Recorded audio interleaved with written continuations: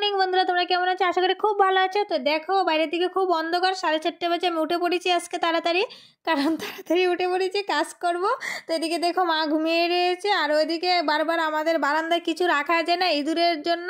সব কিছু আমরা যেই ঘরে ঘুমাই সেই ঘরে রাখতে হয়, আর আমি ওই ঘর থেকে সব কিছু এক এক করে আনছি। তো তার জন্য বকা খাচ্ছি, বলছে এই ঘরে আর দ্বিতীয়বার আসবো না। তাই আমি ওখানে যাবো না, আমি বসে পড়লাম সবজি কাটে সব কিছু এনে। তো দেখো বন্ধুরা, লাউটা কেটেছি, খুব সুন্দর একদম কচি লাউ এনেছে। ও রাত্রে বাজার করে এনেছে, আসার পথে বাড়ি আসার পথে তোমার মূলোগুলো খুব সুন্দর একদম কচি, খুবই সুন্দর। পাকা টমেটো, কাঁচা টমেটো, আলু, সিম সবই এনেছে। ও আজকে কালকে রাত্রের বাজারটা ভালোই করেছে, অন্য সময় কিন্তু মূলো দেখে আনতে পারে না, শালের মূলো নিয়ে আসে।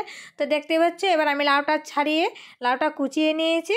তো দেখো খুব সুন্দর করে একদম কুচানো হয়ে গেছে। এবার লাউয়ের খোসাগুলো আমি কুচিয়ে নেব। তো আমি লাউয়ের খোসার সঙ্গে আবার দুটো আলুও কুচিয়ে নেব। লাউয়ের খোসা দেখতেই পাচ্ছ কুচানো হয়ে গেছে। এবার আলু কুচানো হয়ে গেলেই হয়ে যাবে।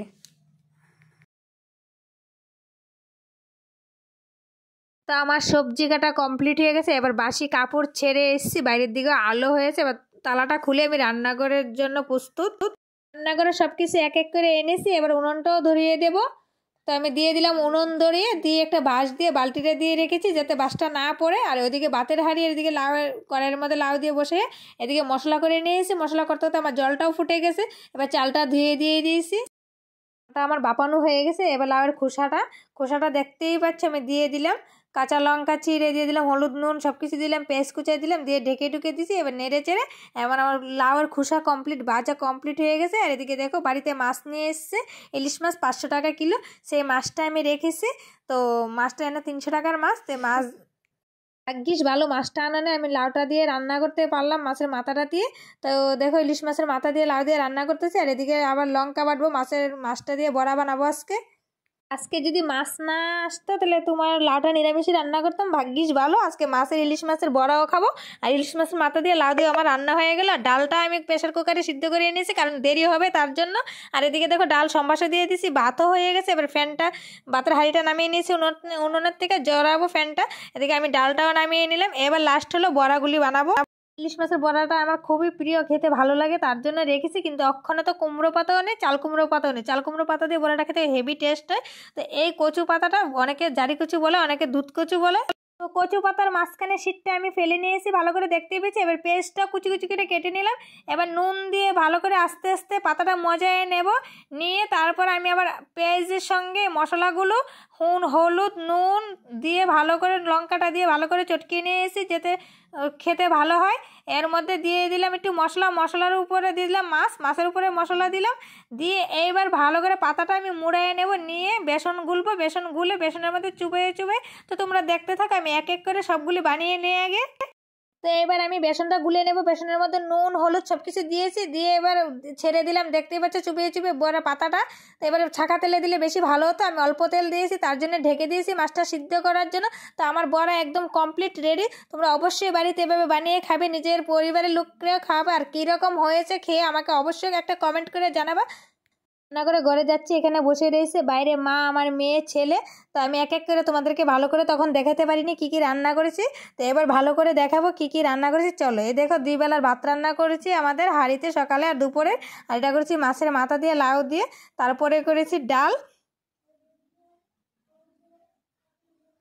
আর বড়াটা তো তোমাদের আগেই আমি দেখিয়েছি, তো ভালো করে আরেকবার দেখো।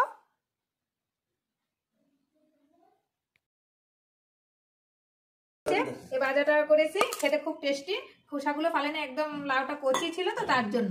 তো এবার ওকে আমি ভাত দিয়ে দেবো, দেখতে পাচ্ছ ও খেতে বসেছে। ইলিশ মাছের বড়া দিয়ে সবাই গরম গরম ভাত খাবো, ওকে আগে দিয়ে দিচ্ছি। তোমরাও যদি খাও চলে আসো। তো দেখতেই পাচ্ছ সব মারে দিয়ে দিচ্ছি, আমার ছেলে এসে বসবে। আর মেয়ে কিন্তু বসেনি। তো আমাদের খাওয়া দাওয়া হয়ে গেছে, মেয়ে খাবে না কয়ে ঘর থেকে বেরিয়ে গেছে। এবার আমি খাওয়া দাওয়ার শেষে থালা বাসন দিয়ে নিয়ে আসলাম। তো দেখতেই পাচ্ছি ছেলে মেয়ের আনতে যাবো কাকার বাড়িতে। তো চলো আমার সাথে যাবে। এই দেখো কাকিমণি বাড়ি চলে আসলাম, আমার ছেলে মেয়ে এখানে চলে এসছে। আমি আবার বেরোবো, তো ওরা এখানে এসছে, ওদেরকে নিতে এসছি। দেখো আমার পুকু কই, পুকু ওই যে পুকু, আমার ছেলে, আমার মেয়ে কই।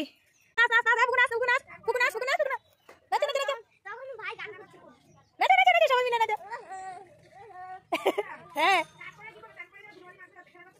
কাকিমণি ছাগলটা খাওয়ান দিছে, ছাগলে খাইতেছে। এই দিস না বসাইছে, এই দেখো কি রান্না করতেছে। এই যে অনেক বড় ব্লক হয়ে যাবো তো। এদিকে কাপড় দিতেছে, এই দেখো, এই দেখো, হাই হাই কি বড় রান্না বসাইছে দেখো। উনানে 3 রান্ধনি, আরে কইলা মনে ফ্যান গালোনি। তো আমি কাকিমণির বাড়ি থেকে চলে আসলাম, এসে চান করে পুজো দিয়ে আমি সাইকেলটা গুছিয়ে এবার চলে বেরিয়ে পড়বো। তো যতক্ষণ অবধি বাড়ি না আসবো ততক্ষণের জন্য রাখবো, বাড়িতে আসবো তখন তোমাদের সঙ্গে দেখা হবে। তো পাড়া ঘুরে আমি বাড়িতে চলে এসেছি, দেখতেই পাচ্ছ। আমি আর ব্লগটা বেশি বড় করব না, এই অবধি রাখবো। আগামী কোনো ব্লগ না আসা আগ অবধি তোমরা ভালো থাকো, সুস্থ থাকো, আর চ্যানেলটাকে একটা সাবস্ক্রাইব করে আমার পাশে থাকো। বাই।